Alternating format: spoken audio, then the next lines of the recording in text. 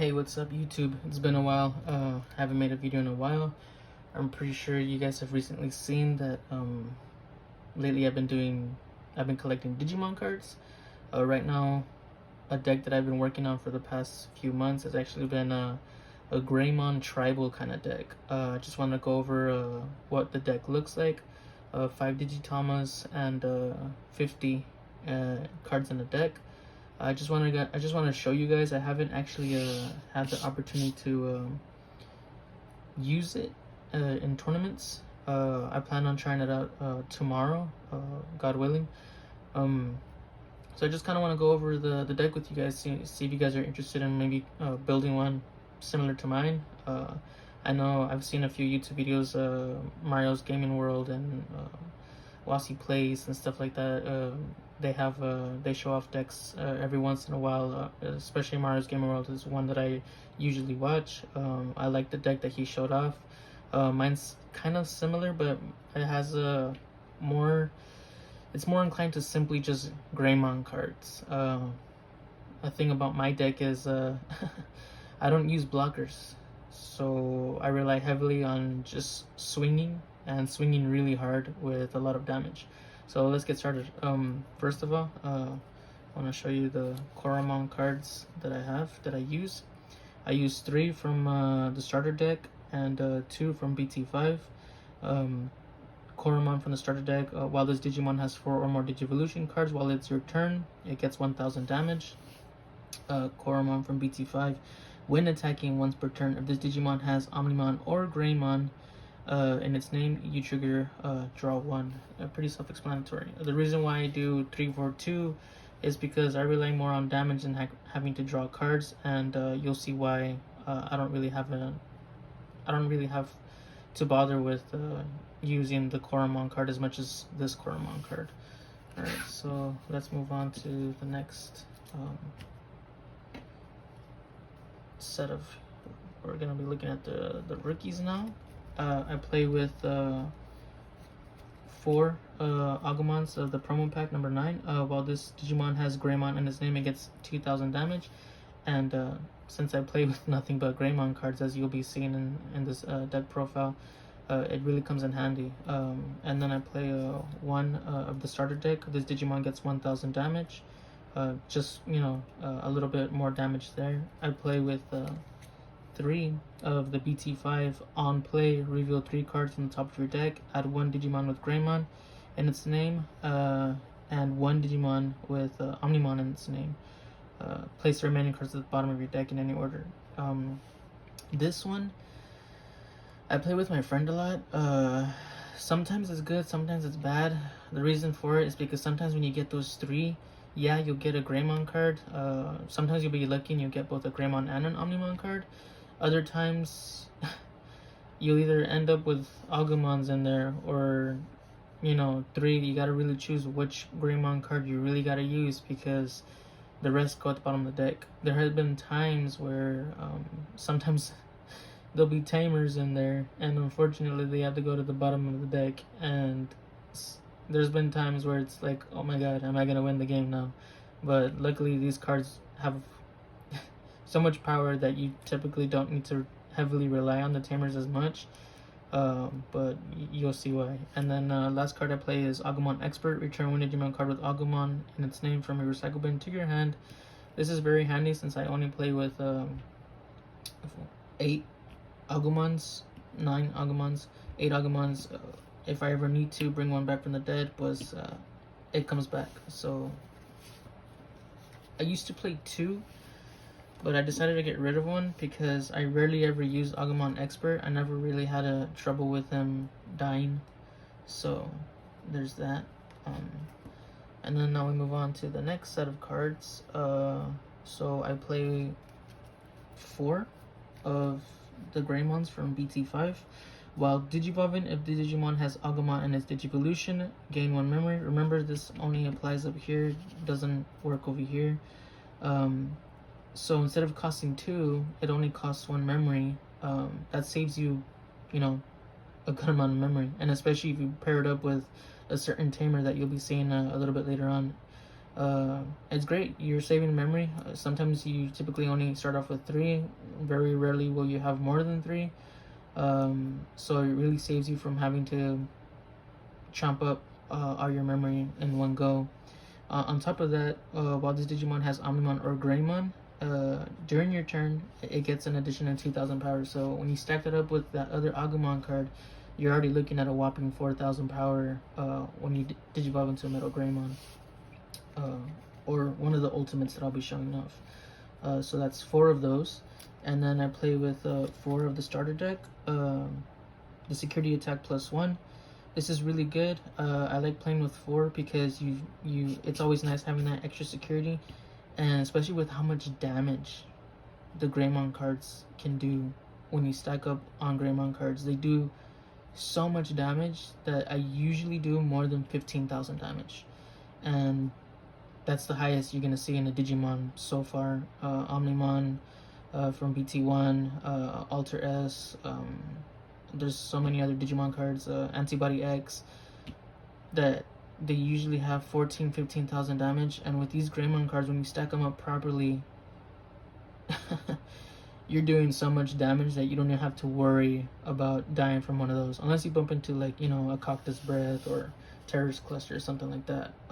So those are all the champions that I play with. Currently 8. I know it's very few, but I haven't lost my matches as much playing like that. Next, I'm going to show you the ultimates that I play with. So I play with 2 Skull Greymons, and the reason for that is because on play, when you play it, you delete one of your opponent's Digimon with blocker. And a lot of my buddies do play with blocker cards, and I mean, you're instantly deleting it without having to worry about doing anything to that Digimon. So Skull Greymon is really good because of that. You know, getting rid of a blocker right off the bat. I do play with 2 Rise Greymon cards. The yellow, I ignore that while it's your turn because I'm focused on just red cards. Digiburst 2, the main effect that it does, you can play a red or yellow Tamer without playing with a play cost of 4 or less from your hand without paying its memory cost. So at any given time, you just Digiburst 2. You can play a red Tamer. We'll get to the Tamers in a little bit. And when attacking, if you have a Tamer in play, which of course you will because you'll be playing that red Tamer, one of your opponent's Digimon gets negative 2,000 TP for your turn. I usually don't use Rise Greymon unless I have no ultimates in my hand at the time, but I usually do have either Skull Greymon or Metal Greymon, so it's more of a hold off on that until a red Tamer pops up in my hand, because the thing is, you don't want to spend your points on using Tamers on your memory gauge, because you lose out on putting a valuable Digimon, and you're losing that memory that you could be using, you know, on Digivolve into a WarGreymon, for example, or something along those lines. The next would be Metal Greymon from BT1, the really good one. This one, 9,000 damage, a play cost of 3. It comes with security attack +2. When I first started using this deck, I would use security attack +2 to lose that 5 memory, because I usually didn't care. Once I was on 3 memory with the Ty or Marcus, I mean, just giving away 5 when he gave the other player 2, unless they had, you know, a Tamer that gave him 3. And that security attack +2, when you rack up that damage, say you have that Greymon that gives you 2,000, that Agumon that gives you 2,000. I mean, this is basically mega level damage that you'll be doing. 2,000 plus 2,000. That's an additional 4,000 damage. You're looking at 13,000 damage with this Digimon alone. And if your opponent isn't playing Chaosmon, Omnimon, Digimons like that, I mean, you're just gonna blow right through their security with security attack +2. Or if you stack it up with another security Greymon, you end up getting 3 right off the bat. And there's been times where I've played against my friends and I knock out quite a bit of security cards because of it. On top of that, when it's your turn, this Digimon gets +3,000 damage. You can only imagine how much damage your mega levels are gonna have if they haven't, if you're, you know, rookies, champions, and the ultimates haven't gotten wiped from the table yet. Lastly, I play with Metal Greymon Alterous mode. I don't really consider this a part of my ultimates, only because I only use these when I have Metal Greymons in my hand. In case of an emergency, I will use it because they only cost 3 to use, but I prefer using it for the 1 memory instead, because when digivolving, if there's a Digimon card with Metal Greymon in its name, this Digimon card, blah blah blah, delete one of your opponent's Digimon with 4,000 DP or less, and this helps. A lot of my friends usually play a rookie just because there's a non-play effect that it does, or they can just play a free card. Digivolving off of this Metal Greymon will instantly delete it because most rookies don't have that much damage to begin with. On top of that, when it's your turn, while this Digimon has Omnimon or Greymon in its name, it gets another 2,000 damage. So when you stack these bad boys up with these bad boys, you can see the picture. It's a lot of damage, and the more damage, the merrier. Lastly, we're gonna look at, well, not lastly, but we're gonna go ahead and look at these Digimon, the Megas, the level 6s. Hold off on the level 7s. I play 2 WarGreymon from BT1. When digivolving, Digimon gains security attack +1. Since it only costs 3, you typically have 3 memory to begin with. If you're playing a Tyre or Marcus, it'll help. You'll get that additional security +1. You'll be a mega level. On top of that, your turn, Digimon doesn't activate security skills on option cards it checks. So if you're going up against a Gaia Force, a Cactus Breath, a Terrace Cluster, or whatever, anything that would affect your level 6 is just totally going to bypass it. So I only play with 2 of those. I know other users, tamer people, whatever you want to call them, they use 4. I only use 2. I also only use 2 of the WarGreymon from BT5. When digivolving, if a Digimon card with Greymon is in its name, which clearly it's going to have, is in this Digimon's Digivolution cards, delete one of your Digimon with blocker. So this, with those 2 Skull Greymons, really helps. You got 2 Skull Greymons over there that destroy blockers, and you got these 2 WarGreymons that will destroy blockers when you become a Mega. So if by some miracle chance you have a lot of memory, you digivolve into Skull Greymon to get rid of a blocker, and your opponent has an additional blocker, digivolving into this WarGreymon will delete that second blocker. On top of that, this is one of the Megas that actually has an inherited effect. When you digivolve higher up, delete one of your opponent's Digimon with 3,000 DP or less when attacking. This helps. Like I said, most rookies don't have that much damage to begin with. You're looking at anything between 1,000 to what? Well, I know there's a few that go over 3,000, but I mean, it helps out with that. The next, I play with Z Greymon. When digivolving, it has Blitz. It only costs 3 to digivolve. This Digimon can attack when your opponent has 1 or more memory. Pretty self-explanatory. You get a free attack even if you cross the threshold, so that works.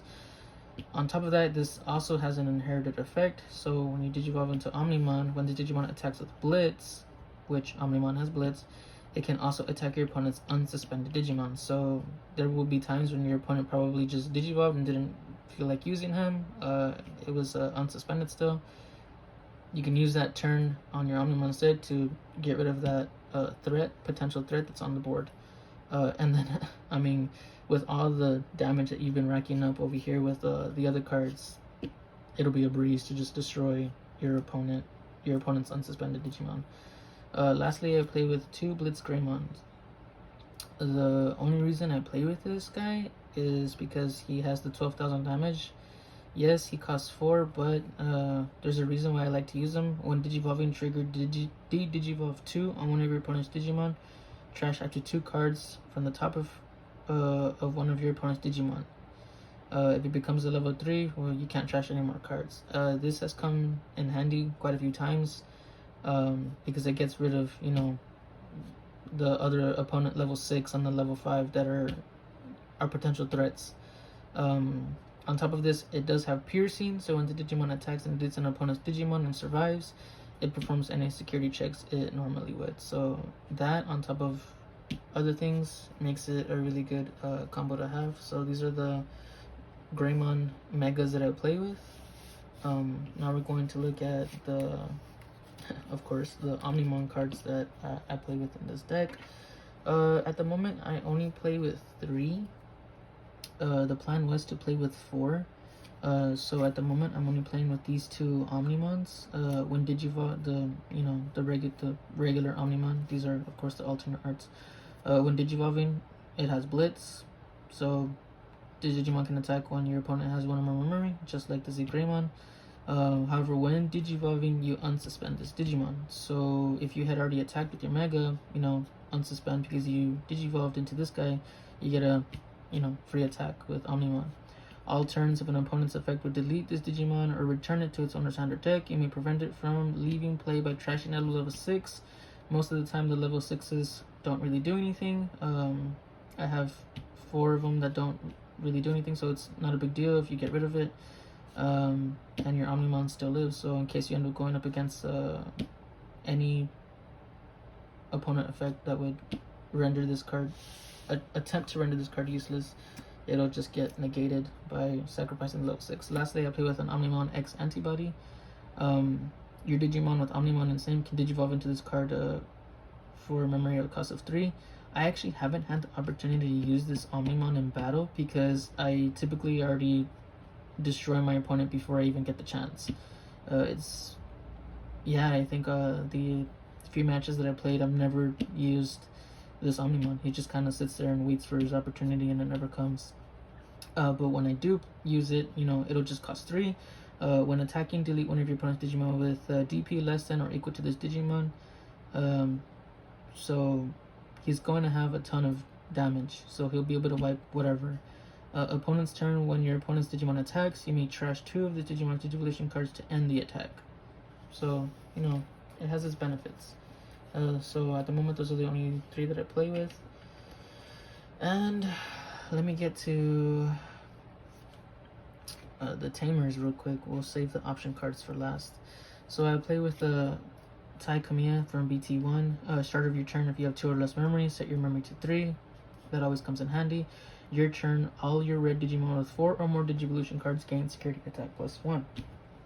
This is very helpful if you have managed to have a full stack of Digimon cards that have Digivolved, and it'll just plow right through your opponent's security stack.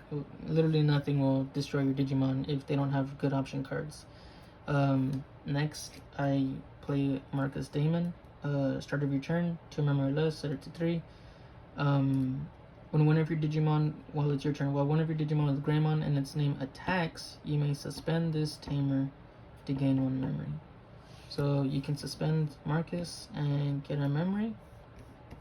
And what's really nice about these 2 red cards, they cost 4. If they come out of the security stack, that's nice. You don't have to worry about paying memory. And then this is where the Rise Greymon comes into play.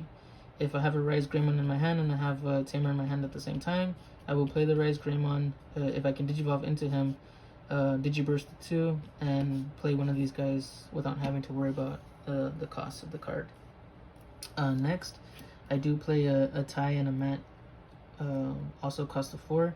Start of your turn, if your opponent has a level 6 or higher Digimon in play, you gain 2 memory. So if you're already starting off with 3, and you have this guy because your opponent has a level 6, you'll be starting off with 5.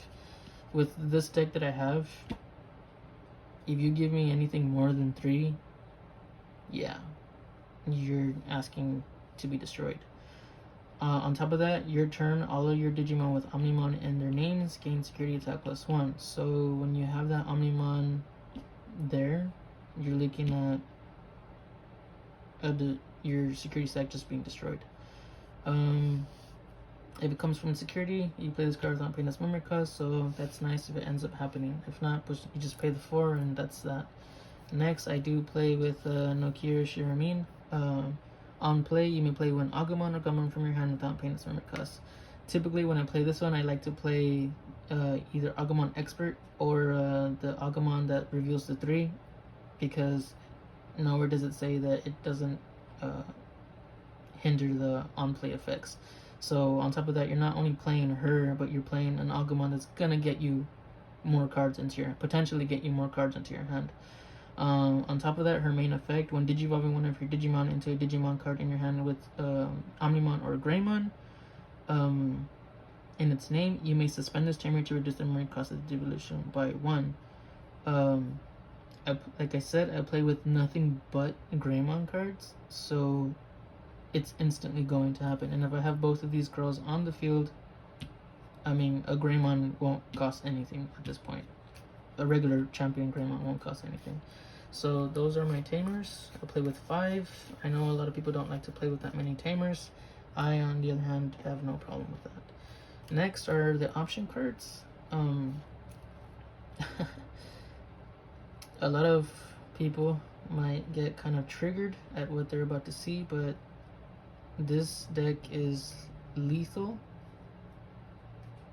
very lethal, and my friends always complain whenever they run through my security stack if they bump into these cards. So I play with 2 Heir of Dragons. What it does is it triggers draw 2. That's why I'm not too worried about the Koromon that lets you draw 1, because if this card manages to pop up, I'll go ahead and use it just because it lets me draw 2. And on top of that, if one of your Digimon has Greymon in its name, or Dramon in its name, delete one of your opponent's Digimon with 4000 DP or less. Typically, I have a Greymon in play, so it lets me delete that opponent with 4000 DP or less, which is typically a rookie. And getting rid of rookies comes in handy sometimes. So it's a nice option card. I like it. It's very, it has benefited me quite a few times. Nextly, I play with Transcendent Sword. Play cost of 7 unless it comes from the security stack. Delete one of your opponent's Digimon with 11,000 DP or less. If you have a Digimon in play with Omnimon or Greymon, which I clearly do, in its name, delete one of your opponent's Digimon with 15,000 DP or less instead. And like I mentioned before, 15,000 DP is typically the max in the Digimon TCG. With the Greymon in the hand is basically a Gaia Force. So 2 of these just to trigger my friends and hopefully to trigger opponents in the near future. Lastly, I play with 4 Gaia Force. You know what it does. It deletes one of your opponent's Digimon. And there have been times when there's 2 of these and 1 of these in the security stack by sheer luck of shuffling, and they just stop my opponent from doing more damage than they're supposed to. Especially when your opponent does like 3 security checks or more. Yeah, so this is the final build of the deck. I don't think I'll be doing any more improvements to it. I'm thinking about it, maybe not. The fact that I don't have that many champions, level 4s, is a little worrisome, but I haven't had too much of a problem with it. And with this deck, so far I have not lost a game against my friends. I have a friend who's really anxious to play me with this deck in hand, and I hope I get a few dubs. Once he sees how much salt is in this deck profile, he'll probably get a little triggered, because this deck was designed to seek and destroy. I call this Red OmniGreymon GF because of what it does. Well, I hope you guys liked my deck profile. Side note, the playmat, I actually got it custom made from Inked Gaming. You can get your custom mats there. I recommend, if you're interested in making your own custom mat, go to inkgaming.com. They have some pretty reasonable prices when it comes to this, when it comes to their mats and any other accessories that you might be interested in. Well, thank you for watching my video, and I'll see you when I finally build my red hybrid deck. Peace out, YouTube.